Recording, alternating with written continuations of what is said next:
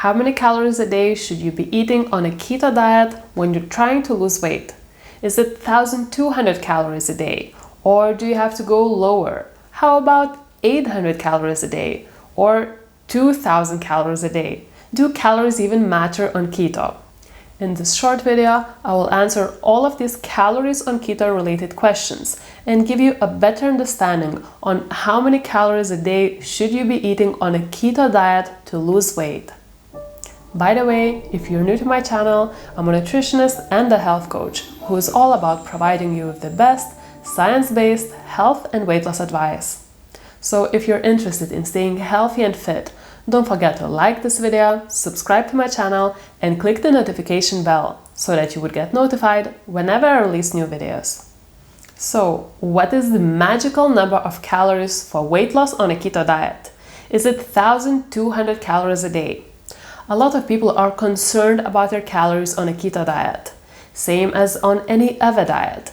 Diets in general are all about lowering your calories so that you would create a caloric deficit that will result in weight loss.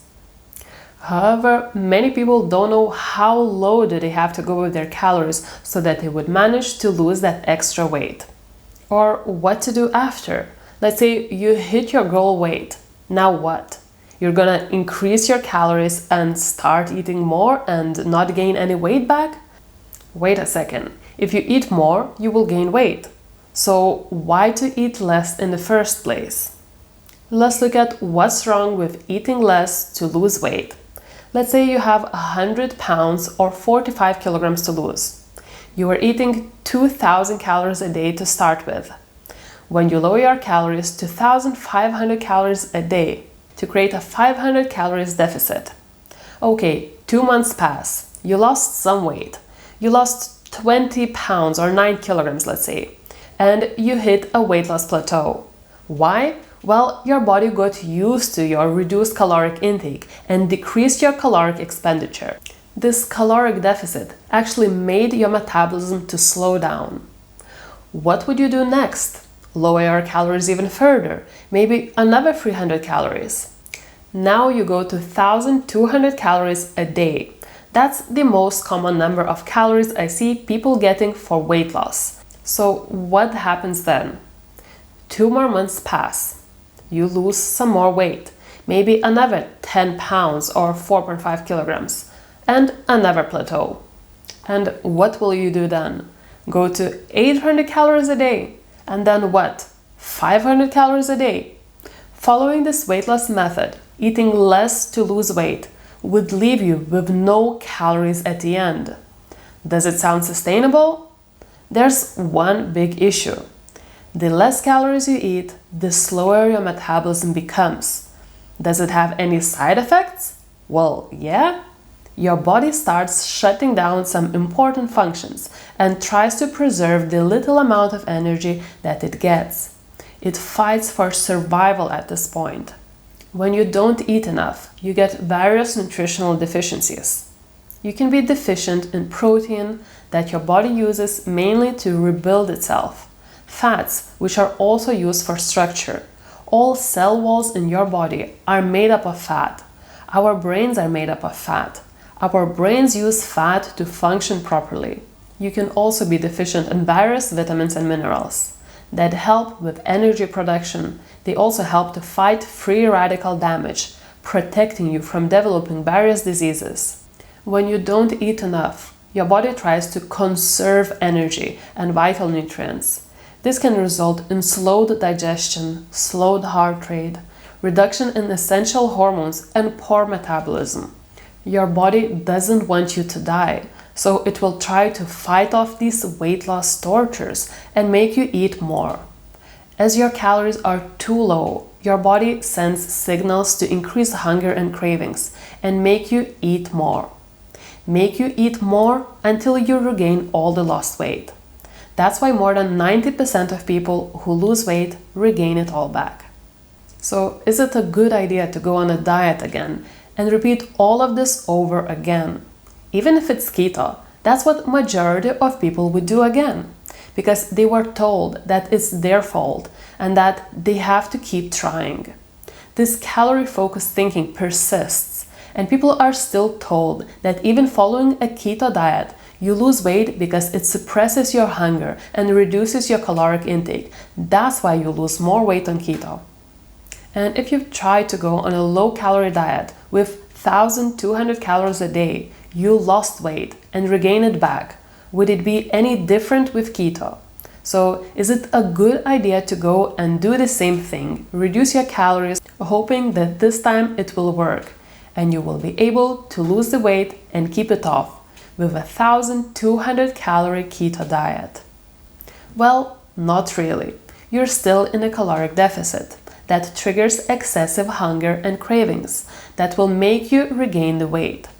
And the more you do it, the more you permanently damage your metabolism. And is it really your fault that until now you didn't manage to successfully lose weight and keep it off? I wouldn't say that is your fault. The actual weight loss advice, to eat less and move more, is wrong. Reducing your calories helps you to achieve short-term weight loss results, and you end up regaining all the lost weight back.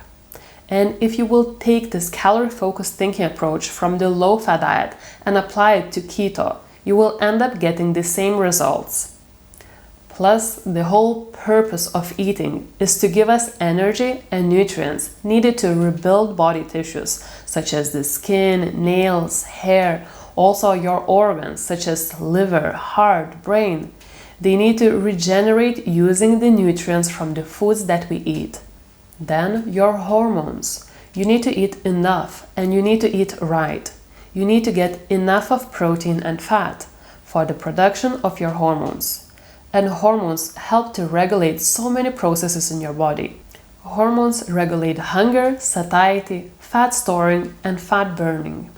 And each of the macronutrients you eat, protein, fat, and carbs, have different metabolic effects. They affect your hormones differently. Seeing food as a way to gain or lose weight, seeing food as calories, is a big mistake. And it doesn't matter if it's keto or not keto. Your main focus should always be being healthy, getting in the nutrients that your body actually needs. And your body will do the rest. It will regulate your hunger, your cravings, your hormones, and your body weight. Each bite of food that you take has a different effect on your hunger, satiety, your hormones, your genes. The foods that you eat have a power to turn on and off different genes. And each bite of food that you take either feeds or fights diseases. When we see foods this way, everything changes. But then we have thermodynamics. There are people who are stuck in the calories in, calories out. What you eat doesn't matter. You need to create a caloric deficit. There are those people who keep spreading the wrong information about weight loss. You will see most of personal trainers with big muscles and small brains telling you that when it comes to losing weight, only calories matter. And they often use laws of thermodynamics to prove this claim. Well, sounds smart, right? Well, let's dig deeper and see if it's that smart. What is the first law of thermodynamics? This one is often summarized as energy can't be created or destroyed. It can only change form. And it describes the conservation of energy. And that's where these muscular guys get it wrong and start repeating that all calories are the same. Calorie is a calorie. They think that they proved their point. Many of them quote the first law of thermodynamics to prove a calorie is a calorie. However, the first law of thermodynamics doesn't apply to open systems like humans. Well, the second law of thermodynamics does. The second law states that variation in metabolic pathways is to be expected. What does it mean? Calorie is not a calorie. You might eat 100 grams of white rice or 100 grams of meat. One will be almost 100% carbs that will turn into glucose in your body, and most will be used for energy or stored as body fat. And let's look at the meat example. When you eat 100 grams of meat or 3.5 ounces of meat, what happens? As we know, protein contains 4 calories per gram, but a large part of these protein calories are lost as heat when it's metabolized by the body. When you eat foods, they can increase your energy expenditure to a different extent due to the energy required to digest, absorb, and metabolize nutrients. So when you eat protein, 25 to 30% of its calories are lost. Protein actually requires much more energy to be metabolized. So if you just ate 100 grams of pure protein, knowing that 25% of it will be lost due to thermic effects, this would mean that 100 calories of protein would end up as 75 calories. It absolutely ruins your calorie calculations. And there is a little more to this. Each of the foods with different macronutrient composition will affect your hunger, cravings, satiety, fat storing, and fat burning in a different way. Eating refined carbohydrates, such as white rice, will increase your hunger and cravings and make you consume more calories. So here we go. We're getting to the real reason why people overeat. Refined carbohydrates cause excessive eating. And then we have protein and fat that are far more satiating. So what should your diet be based on? Mostly fat and protein and minimal amount of carbs. And are there any studies where two diets with different macronutrient compositions and the same number of calories are compared and weight loss results are different? Look at this study. Comparison of energy-restricted, very low carbohydrate or low-fat diets on weight loss and body composition in overweight men and women. They aimed to compare the effects of energy-restricted, very low carbohydrate ketogenic diet and the low-fat diets with the same number of calories on weight loss, body composition, trunk fat mass, and resting energy expenditure in overweight, obese men and women. And it was a randomized clinical trial using 28 participants. Subjects were prescribed 2 energy-restricted minus 500 calories a day diets, a low-carb keto diet, and a low-fat diet. So dietary energy was restricted during both dietary periods, but was slightly higher during the keto diet period. It was 1,855 calories a day, and during the low-fat diet period, they consumed 1,562 calories a day. So just to remind you, this was the same group of people, and first they were on one diet and later on the other. So this study clearly showed that keto diet resulted in much greater weight loss and fat loss than the low-fat diet. So that was a randomized controlled trial demonstrating that even with more calories, with 300 extra calories a day, keto diet resulted in more weight loss.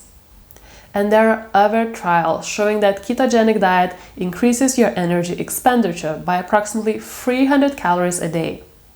And there are tons of systematic reviews and meta-analysis proving that keto is the most effective diet for weight loss. I will leave them in the description of this video. And keto is called a diet, but it's more of a healthy lifestyle. Keto should be seen not as this quick fix diet to lose extra fat, but more as a long-term dietary change.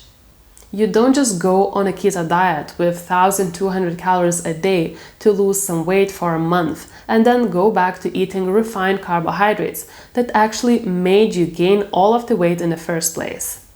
Instead of counting your calories on keto and overthinking the numbers, you should focus on listening to your body. Keto allows you to eat until you're full and lose weight. You don't have to starve yourself and deprive yourself from vital nutrients. Just make sure your keto is healthy. You can check my other video explaining clean keto versus dirty keto versus lazy keto, or my Keto for Beginners video, where I explain how to follow this way of eating correctly. Some people notice that they go on a keto diet with 1,200 calories a day and they're not losing any weight. Well, maybe then it's time to increase your calories and start eating natural whole foods to lower that inflammation, heal your insulin resistance, balance out your hormones, and finally make you healthy and happy. And if you're interested in permanent weight loss, forget about the calories and focus on something what you can stick with for the rest of your life. Something like a clean, low-carb keto diet with plenty of vegetables, good quality meat and fat. And if you've enjoyed watching this video, don't forget to like, subscribe to my channel and click the notification bell so that you will get notified whenever I release new videos. It really helps with the YouTube's algorithm. And also, you can support my YouTube channel by buying me a coffee or signing up for my Patreon. There's a link down below in the description of this video that you can click on and donate a small amount to support my YouTube channel that is all about creating educational content that can help millions of people. So thanks so much for watching, and I hope to see you in the next video.